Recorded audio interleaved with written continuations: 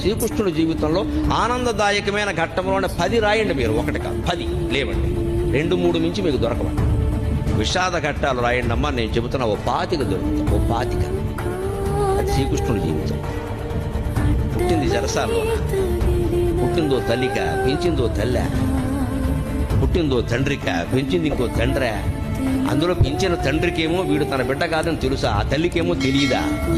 ఏమి జీవితాన్ని అవునడానికి లేదు, కాదనడానికి లేదు. నిజం ఒకటికి తెలుసు, నిజం ఇంకోళ్ళకి తెలియదు. కానీ పెరిగాడు మహానుభావుడు. పుట్టగానే చంపేస్తాననే మేనమామ. మనం ఎంత అదృష్టవంతులు ఉండే అటువంటి మేనమామలు మనకు లేదు. పుట్టని చంపేస్తాననే మేనమామ కత్తిట్టు కూర్చున్నాడు ఆ జైలు దగ్గర. అదే ఆ శ్రీకృష్ణుడి జీవితం. అవతార పురుషుడు అంటున్నారు కదా, మరి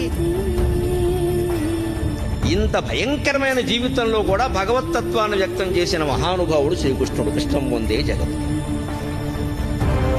పరిత్రాణాయ సాధూనాం వినాశాయ చ దుష్కృతాం ధర్మ సంస్థాపనార్థాయ సంభవామి యుగే యుగే.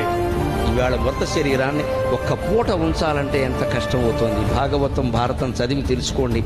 7 రోజులు మృత శరీరం అలాగే ఉందండి. 8 మంది భార్యలలో ఒక్కరు లేరు, తల్లి లేదు, తండ్రి లేదు, బిడ్డలు లేరు, ఎవ్వరు లేరు. మన భాషలో చెప్పాలంటే దిక్కుమాలిన మరణం. అది భగవంతుడికి లభించిన వరం.